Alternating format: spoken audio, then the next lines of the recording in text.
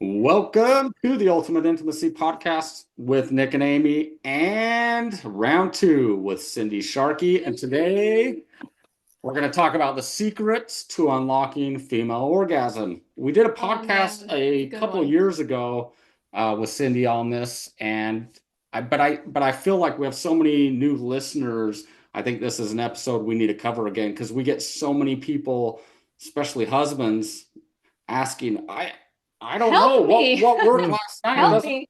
doesn't work the next time. Like what am I dealing with here, right? Like so. Sometimes it does. Welcome to Sometimes. the podcast. Sorry, I was talking a little too much there. You got excited about the topic. Oh, absolutely. Yeah, I've been married 22 years, and I'm still like I don't understand. Yes, you do. But we're so glad to have you back on. So thanks for being here. Thanks for having me. Cindy's the best. Cindy, she knows her stuff. She does. She knows her stuff. All right, so let's jump right in, and we'll just lead off with the first question. What are some of the common misconceptions that men and maybe even women have Maybe women. about female orgasm or the clitoris?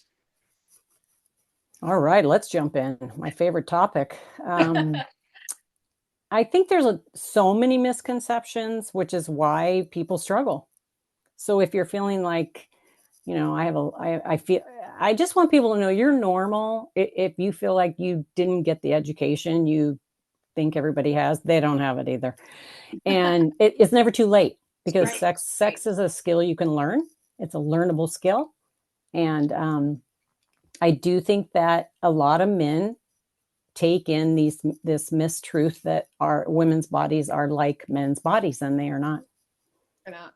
So that is probably the first thing. And many men hear, and women, we hear from culture that like our orgasms for women are elusive or difficult to come by, or this kind of thing, which isn't from the science correct, because if women self-pleasure, they generally have no issue orgasming versus partnered. And it's, of course, partnered is a completely different setup, right?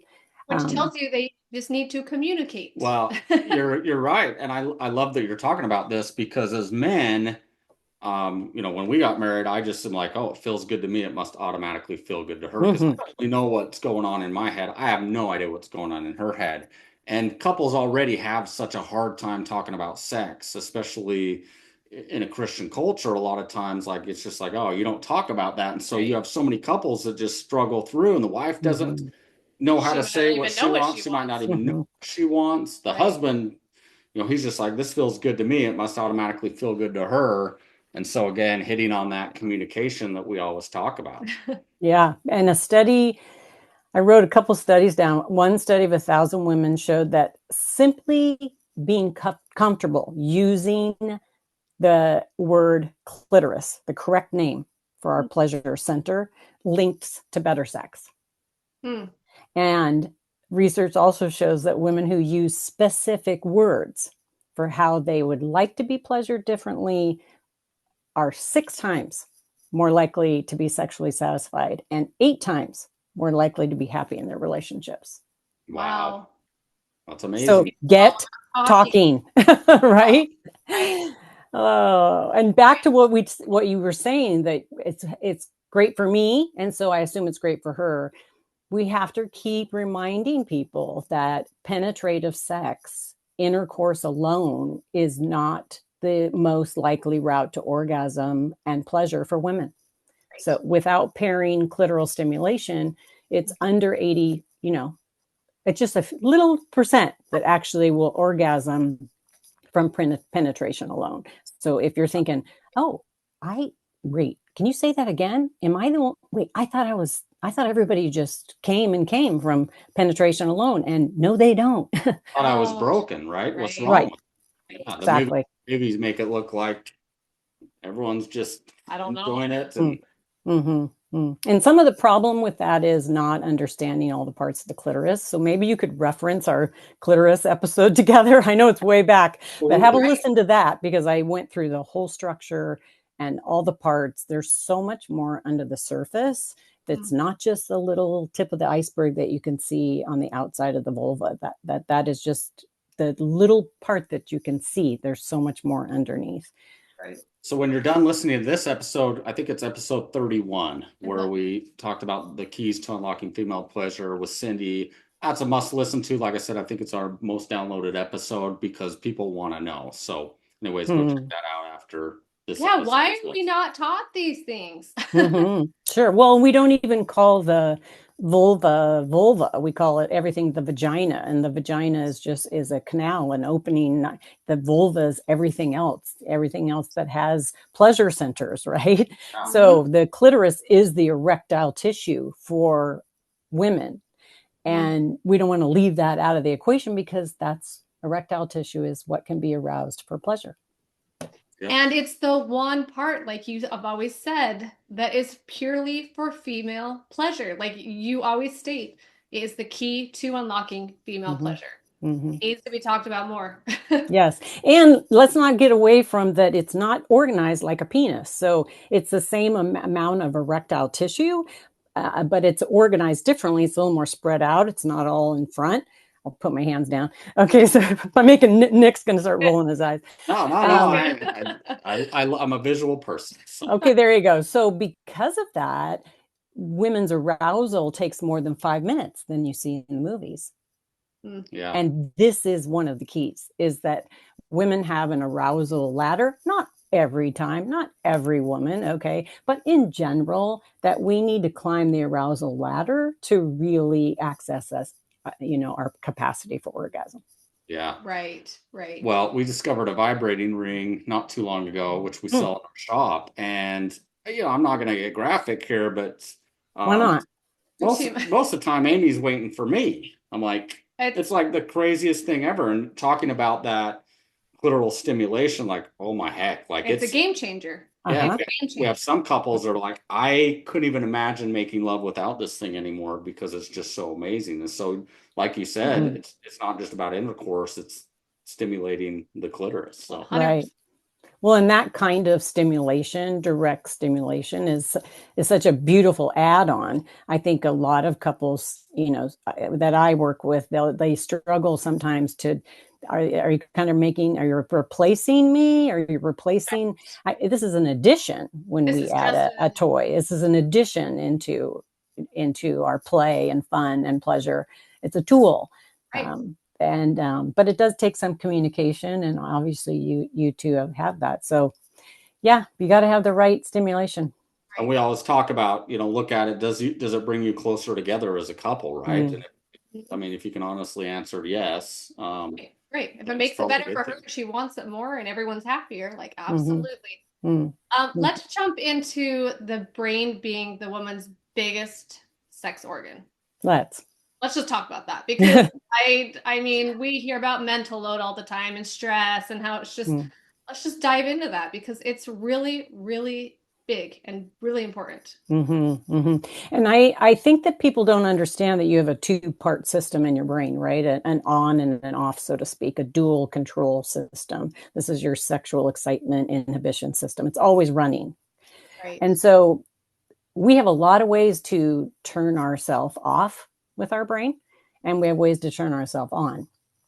And what the research shows is that, okay, I have a lot of women who come to me and say, I think my go is broken, like my on. It doesn't, I don't know, it's faulty, or it's not going, right? The question is, what is turning you off? Because the break will override the on every time. That's a great analogy. Okay, so what is pushing the brakes? How do you turn yourself off? What are the things that turn yourself off?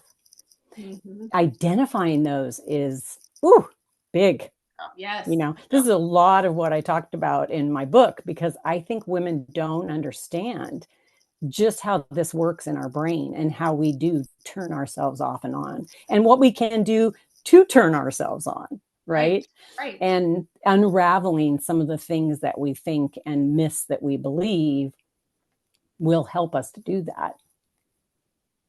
Yeah.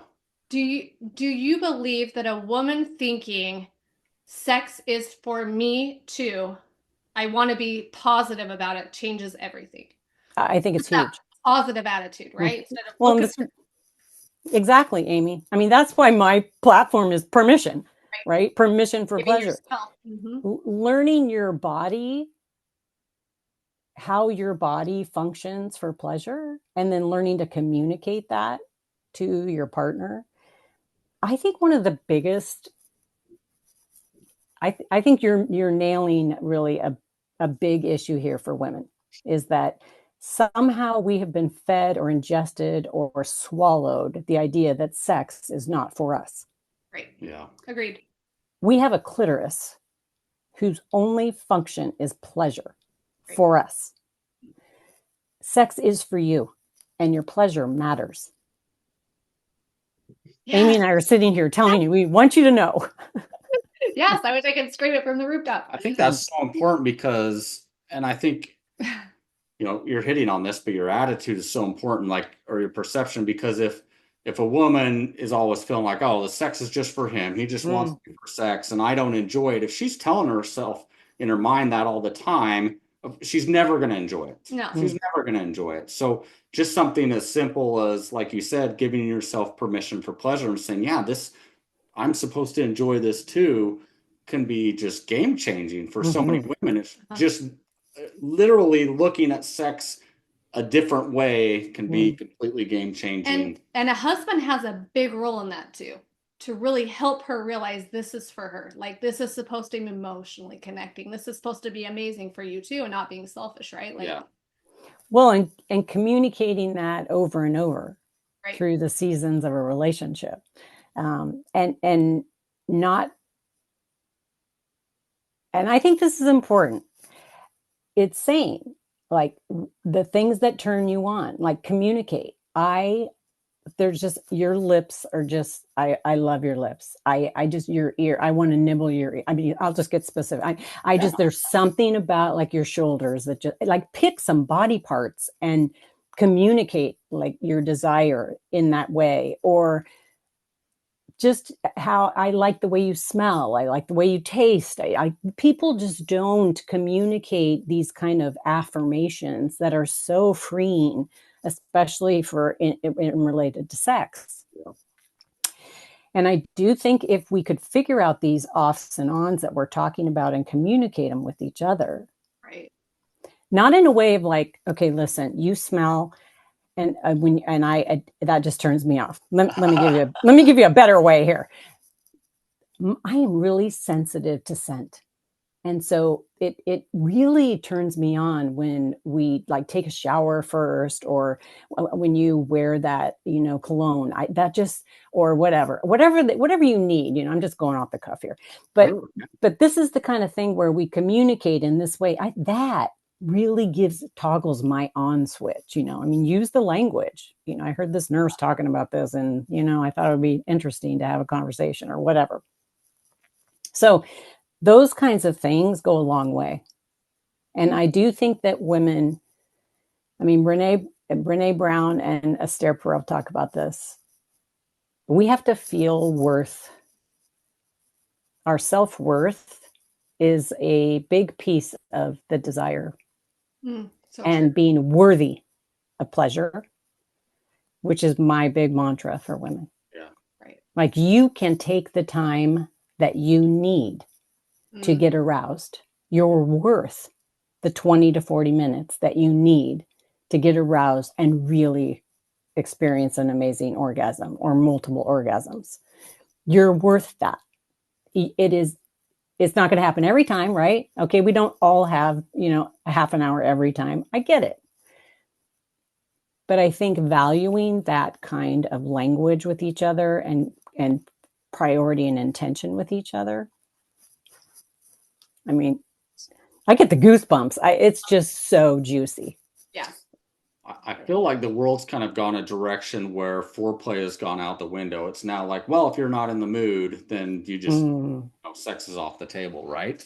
And you're like, the whole purpose of foreplay forever has been gets you in the mood, right? Like, that's what you do to get your spouse in the mood, and being open for that foreplay. But again, I feel like the world in general is just like telling women that, oh, if you're not in the mood, and let me be clear, I'm not suggesting anything. I'm not suggesting that you need to have sex if you're not in the mood. What I'm suggesting is that for women, it takes women time to get in the mood, and that's the whole purpose of foreplay and being willing and open to get in the mood, where the world has basically said, yeah, you just, if it's not on your mind, you're not thinking about it, then it shouldn't happen. I almost feel like foreplay has completely gone out the window now.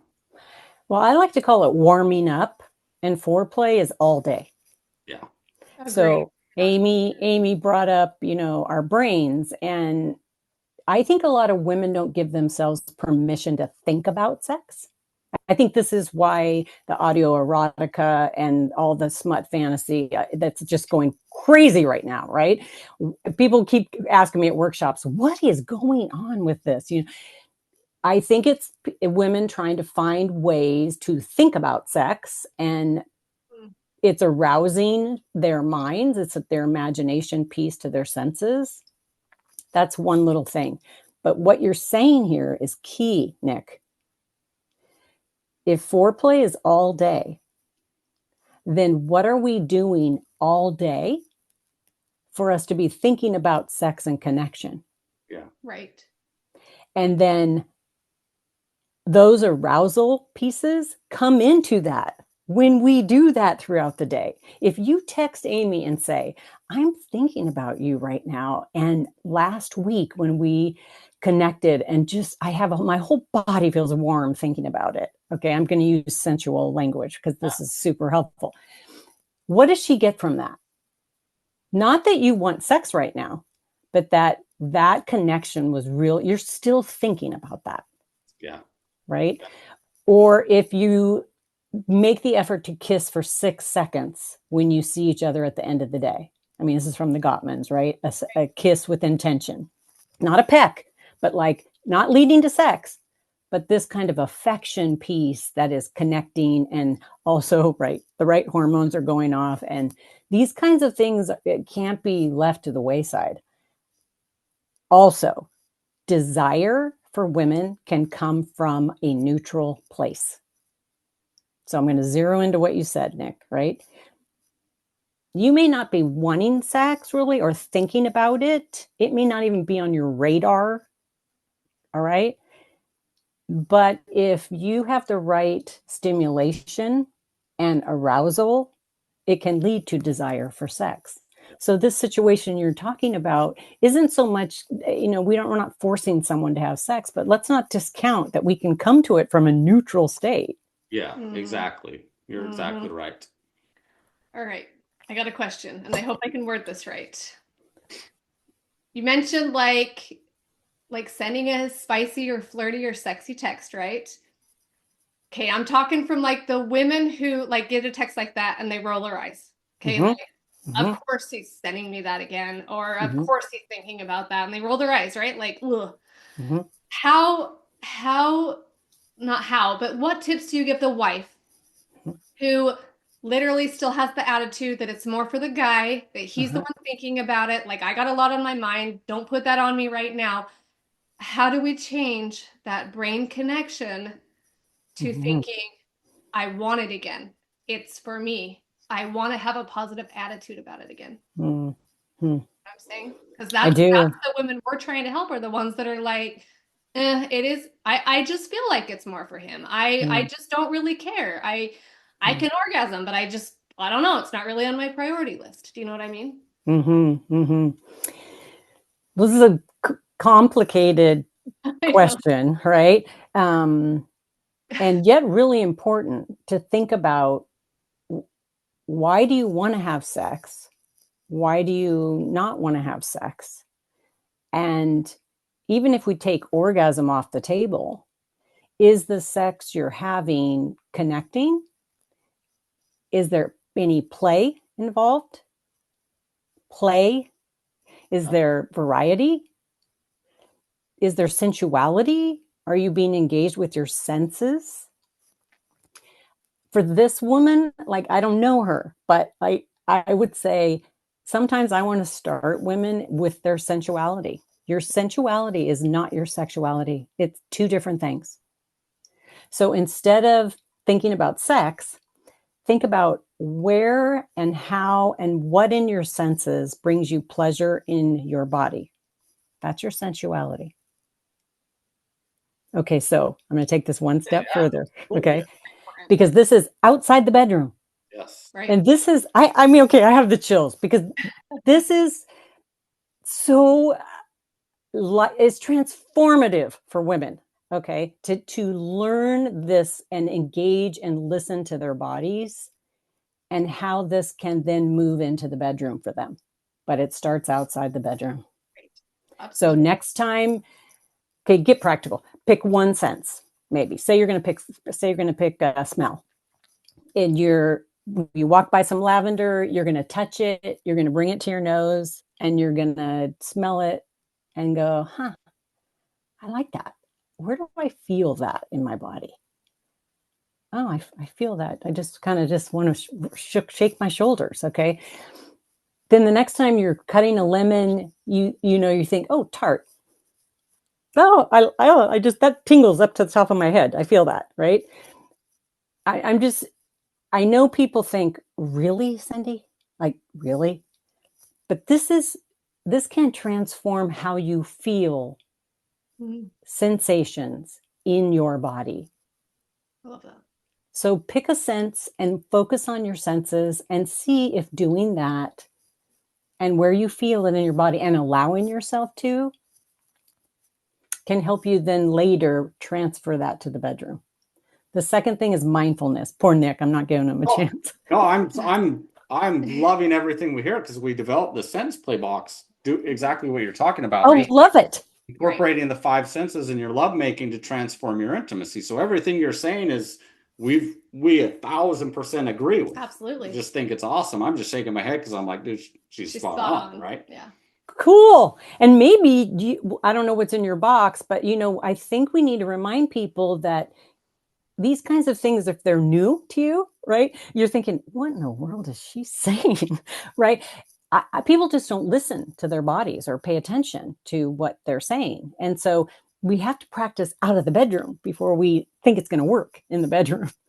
And we have to learn to clear our minds so we can concentrate on those things. Because when our mind's thinking about our to-do list or what didn't get done and all that stuff that's in our wife mind, right? Like we can't focus on enjoying it and finding that pleasure and using those senses and really connecting with our spouse. Mm-hmm. Right? And so that's what you're talking about, mindfulness. And the research is clear that this is one of the keys for women. That if we can learn to recognize that we have thoughts, we all have thoughts, our brains are busy, right? But not judge the thought, let it go and come back to where we are. I mean, we have to be present for the sex we're having to enjoy the sex we're having. Yeah. Right. Absolutely. Yeah. So if your mind's on your mental to-do list or redecorating the bedroom or the laundry that's over there that you're staring at, you're going to be hard pressed to enjoy the sensations in your body. Right. It's so funny how men and women think completely different. Oh, and I always say this, like I could literally break my leg and an ambulance could be on its way and Amy could say, hey, let's make love real quick. And I wouldn't even, I'd be like, yeah, no worries. My leg will be fine.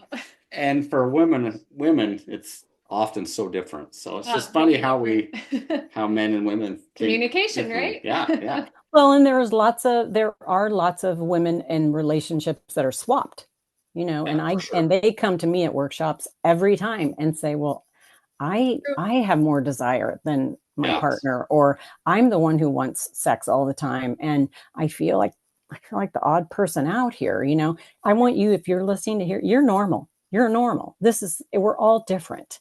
Right. I'm glad you said that because I think our audience is probably 25% higher or so higher desire wife. Just totally. Yes. And it'll fluctuate in the relationship too. Right. Yes. Yep, exactly. I love it. Those are some great tips. Yeah. Yep. So as we wrap this episode up, what's some advice you would give to husbands that want to help their wives enjoy sexual intimacy more, but aren't sure what to ask or how to get that conversation started? Because we are talking about, the secrets to unlocking female orgasm and everything we've talked about obviously leads up to this point, which is better communication, and for husbands, what can they do to ask the right questions or to help their wife? Okay. I want you to buy her my book.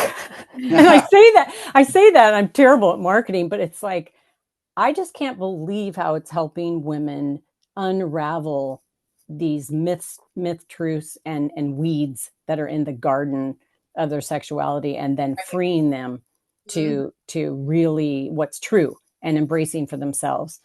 So, or something like that, where there's some, intention behind thinking about sex, your body, and pleasure.